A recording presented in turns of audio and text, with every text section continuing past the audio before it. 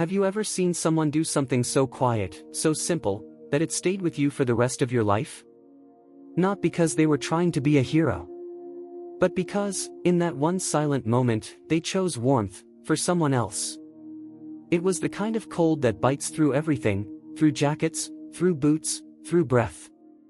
The kind of cold that makes silence even deeper. And in that silence, she sat, just a figure against the frost. No spotlight. No orders. Just one woman. One decision. Her name was Margaret Ellis. A field nurse, though no one ever called her that. To the young men dying on stretchers, she was simply the ma'am. Or sometimes, not even that. Just a hand wiping sweat from a brow. Just warmth, when the world had none left to give. That night, the tent had 4 walls but no heat. The generator had died before sundown. The war had paused, only because the snow had made marching impossible. Inside, the lantern flickered low.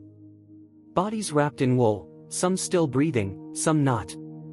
But in the far corner, a boy no older than 19 was trembling, his lips blue, eyes half open. He wasn't crying. He was past that. There was only one blanket left. Thin. Faded. Hers. Margaret knelt beside him. She looked at his hands first. They were shaking, but weakly, like the body had already started letting go. No one told her what to do. No one saw her reach for the blanket. She didn't speak.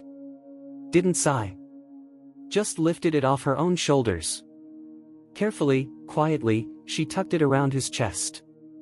Pulled it snug beneath his chin like a mother would. And then, without fanfare, she lay down on the frozen ground beside his cot. No pillow. No warmth. No witness. She didn't expect anyone to remember that night. But sometimes, the quietest choices echo the longest. Margaret didn't sleep that night. Her eyes stayed open, adjusting to the dark, adjusting to the cold. There was nothing left to do, and nowhere warmer to go. But her hands, those steady, capable hands, lay folded across her chest, motionless. In the mornings, the camp woke slowly. There were no trumpets, no bugles, just the shuffle of boots against half-frozen ground. The kind of quiet that made you feel older than you were. Nurses moved from cot to cot, checking pulses, replacing soaked bandages. No one spoke much, and when they did, it was mostly to the dying. Margaret stood, eventually. Stiff from the ground. Her body aching from the kind of chill that seeps into bones and stays. But her expression didn't change. No complaints. No dramatics. She walked across the tent like she always did, careful not to step on the cracks in the floorboards, always folding her sleeves exactly twice.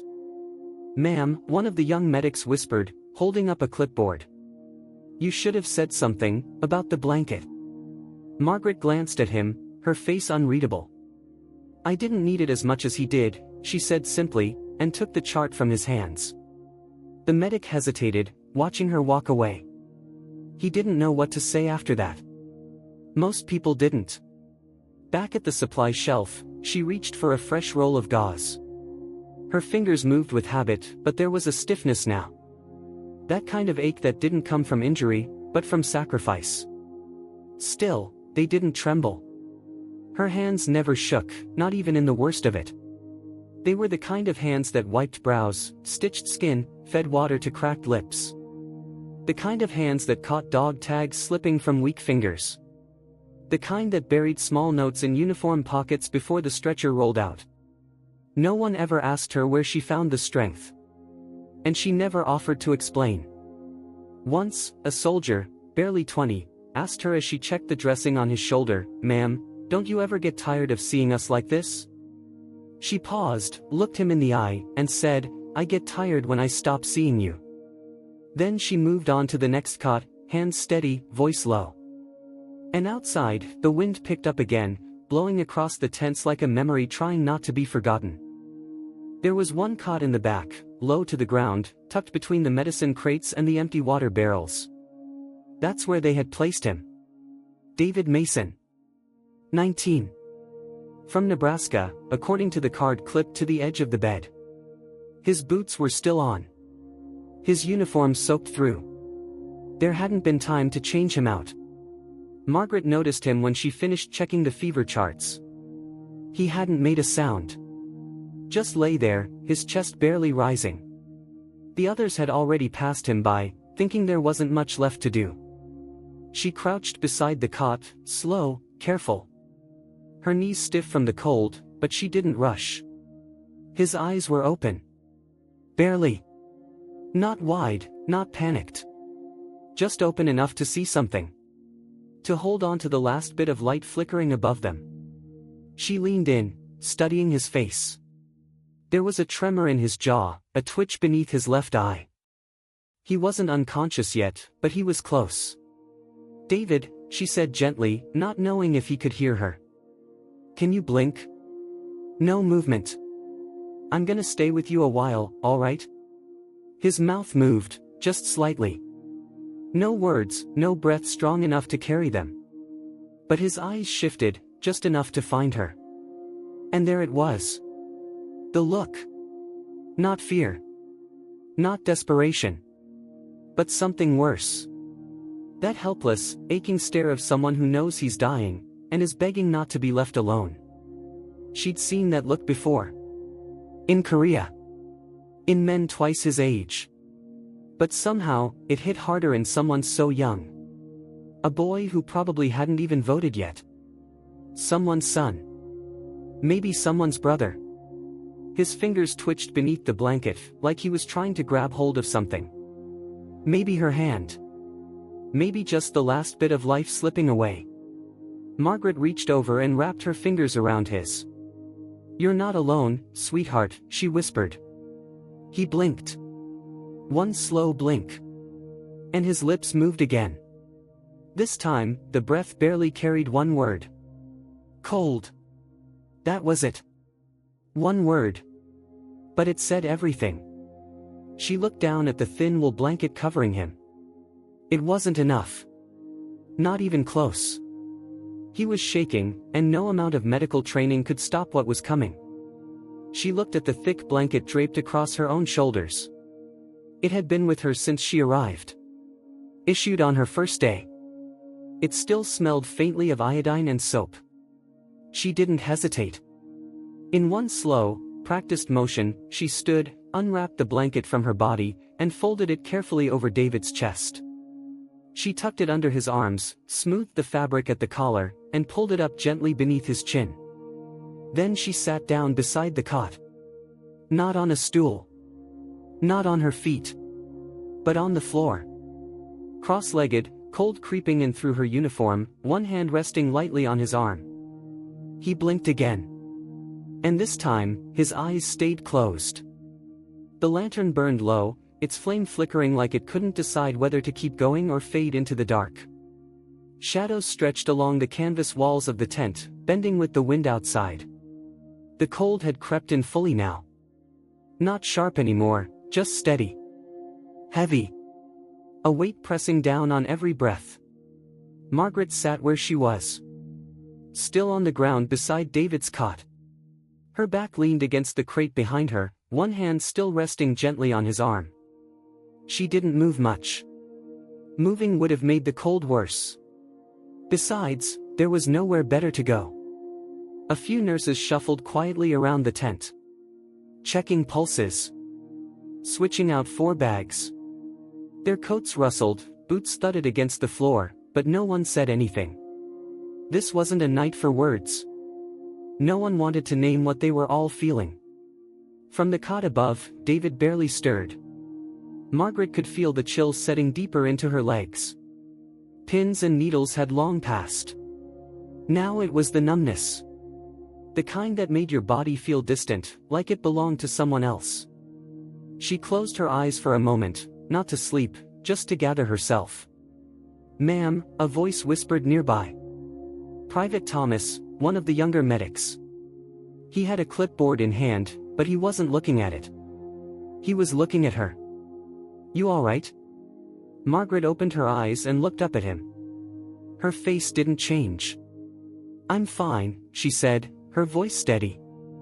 He looked at her for a beat longer, then gave a small nod and turned away. He didn't press. He knew better. The tent dimmed even more as the lantern sputtered. The last fuel was running out. No one refilled it. Not tonight. Time passed strangely. Minutes stretched. The wind outside howled once, then settled again into a long, low hum. Somewhere outside, a metal bucket clanged against a pole. Then silence again. Margaret shifted slightly. She adjusted the blanket on David's chest. Checked his breathing with 2 fingers pressed softly against his neck. Still faint. Still here. She whispered, mostly to herself, "You're not done yet, sweetheart." Her own fingers were stiff now. She rubbed them together, but it didn't help much. Then, somewhere deep in the tent, a quiet cough. A man stirred in another cot. A whisper, maybe a prayer. The sounds of survival, just barely. But nothing compared to the sound that came next. It wasn't loud. Just a soft exhale. A final one. Margaret felt it before she saw it. The stillness in David's chest. The absence of tremor. The way his eyelids didn't flutter anymore. She leaned forward, placed a hand on his forehead, and lowered her eyes. There were no cries. No alarms. No nurses rushing over. Just a still room. Just one more name to remember. She sat there a while longer. She didn't rise immediately. What would have been the point? The world wouldn't change because of this. No medals. No citations. No headlines. Only one less heartbeat in the dark. And the quiet remained. Long after the warmth left the room. It would be morning soon. But this would always be the night no one talked about. The night without a name. The sun didn't rise so much as it appeared, dim and reluctant, casting pale light through the slits in the canvas. The air inside the tent was no warmer than it had been during the night, but the day had officially begun. Soldiers stirred. Stretchers rolled. Voices returned, but only in hushed tones. Margaret stood slowly. Her knees were stiff, her lower back aching from hours on the frozen ground. But she didn't complain. She simply brushed the frost from her sleeves and turned toward her cot. David's blanket remained tucked around him. Neat. Straight. Peaceful. She didn't wake anyone. She didn't announce anything. There was nothing to say that hadn't already happened in silence. At her cot, beneath the small pile of folded linens, Margaret kept her Bible. It was worn, the leather soft from years of handling. The spine had long since given out, and many of the pages were creased at the corners from use. She sat on the edge of the bed, pulled it into her lap, and opened to the back. There, wedged between the last chapter of Revelation and the cover, was a set of blank pages, intended, perhaps, for personal notes or prayers. She'd never used them. Until now. Margaret traced the edge of one page, her fingers hesitant. Then, slowly, she tore it free. The sound was soft, nearly lost beneath the distant clatter of boots outside. She took a pen from her coat pocket. A dull black ink pen with a cracked barrel. She held the page steady and wrote in small, patient letters. David Mason.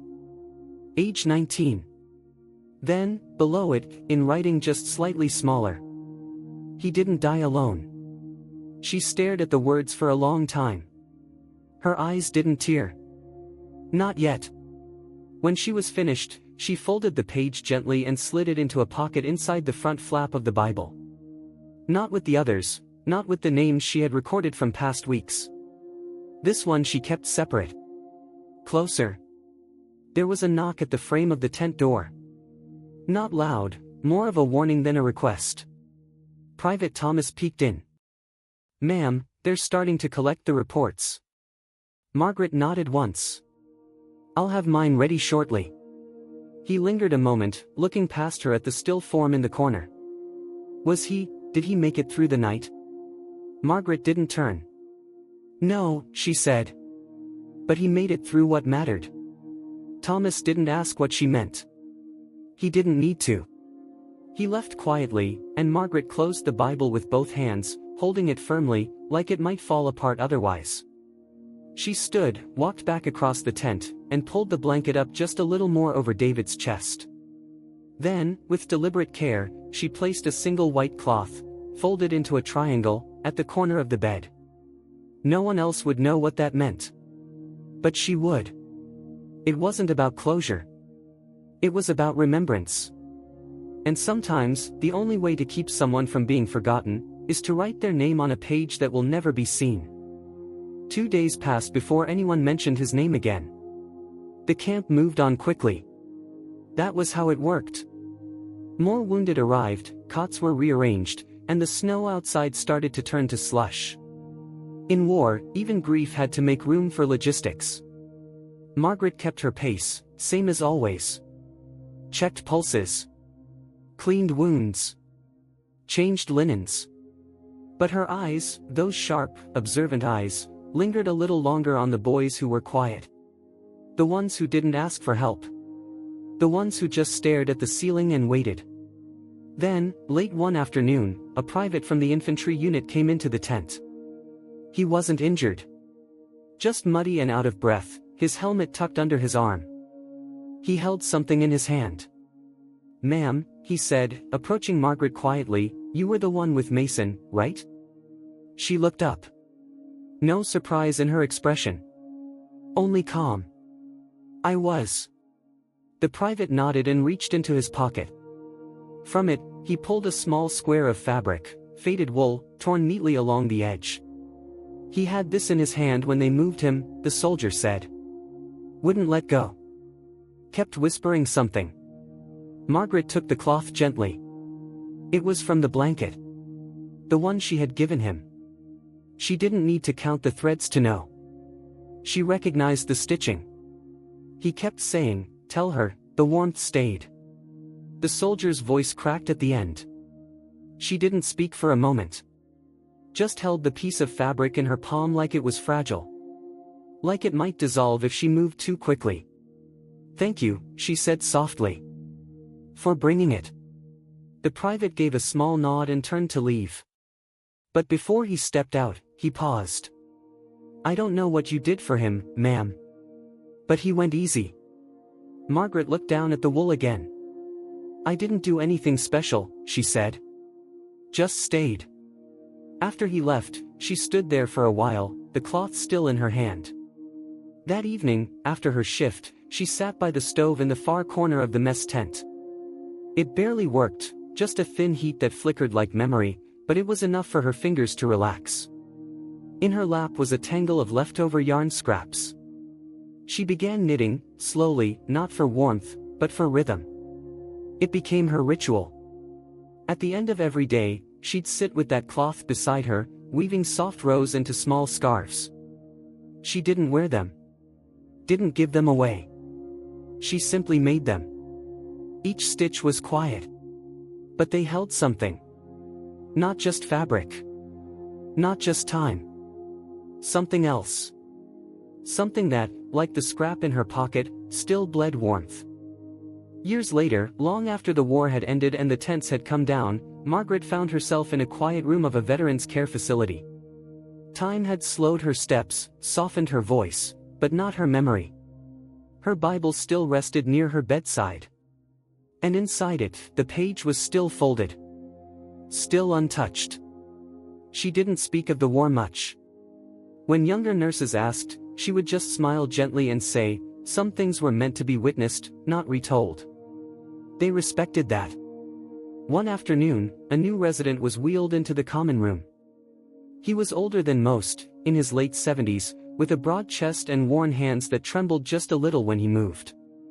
His uniform had long since been exchanged for a cardigan and slippers, but his eyes carried something unmistakable.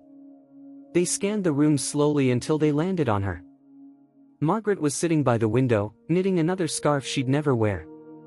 He rolled closer, then stopped a few feet away. "Excuse me, ma'am," he said, voice hoarse but clear. Were you Nurse Ellis? Margaret Ellis?" She looked up, surprised but calm. Her eyes met his, steady as ever. "I was," she said. "And you are?" "My name's Walter Mason," he said. "David was my cousin." The room seemed to hold its breath. "I didn't know," she said softly. "I'm sorry." Walter nodded, his jaw tight. "They told my aunt he died in the cold," he said. "But she always believed someone was with him. Said a mother would know." Margaret's hands rested in her lap now, the scarf forgotten. She didn't blink. "He wasn't alone," she said. "Not for a moment." Walter looked down, then back at her. "Thank you," he said, voice barely above a whisper. She gave a small nod. Neither of them said anything else. They didn't need to. He stayed there beside her for a long while. Two old souls, sharing silence. And in that quiet, there was something unspoken, but understood. Names may fade, but the warmth never does. Margaret passed away on a Tuesday in early spring. No headlines marked it. No military procession. Just a quiet service, held beneath a gray sky with a handful of folding chairs and a modest gathering of caregivers and a few aging veterans. There were no medals displayed on her coffin. No folded flag. No long speeches about duty or rank. She had asked for something simpler. The headstone was small. Stone gray, gently weathered. No mention of war. No mention of Korea. Just her name, the years of her life, and one line she had written herself, years before. She gave warmth where there was none. Below that, carved softly into the bottom edge, was a shape most wouldn't notice unless they knelt down, a folded piece of cloth, like a scrap of blanket. Walter Mason stood beside the grave, hands folded in front of him. He didn't speak. Just stared at the words for a long time. The wind moved gently through the trees. It wasn't cold, but he pulled his coat a little tighter anyway. After a while, he placed something on the ground. Not flowers. Not a flag. It was a scarf. Soft, handmade, with uneven stitching and a loose end that had never been tied off. He had found it folded neatly in her room. He laid it at the base of the stone. "She never asked for thanks," he said quietly. "But I hope she knew." No one answered. Just the sound of wind. And leaves. And silence. And in that silence, the warmth stayed. Some acts of courage leave behind medals. Others leave behind warmth. Margaret Ellis didn't save hundreds of lives. She didn't lead battalions or speak in front of crowds. But in one freezing night, with no one watching, she chose to give up the only warmth she had, so a young soldier wouldn't die alone. She never spoke of it. Never asked for recognition. Yet her simple, silent act carried more humanity than any speech ever could. Years later, the man who remembered her most wasn't a general or a historian. It was a veteran who had once wondered if his cousin had died cold, and found his answer not in words, but in a scarf, stitched with care, soaked in memory. The story of Margaret reminds us that sometimes, the most powerful legacy is the one left in silence, in the way we make others feel seen, safe, and remembered. What if your quiet act of kindness today becomes the moment someone never forgets? If this story touched you, please like the video, share it with someone who believes in quiet strength, and subscribe to Legacy of Courage Stories, where we honor the heroes history almost forgot.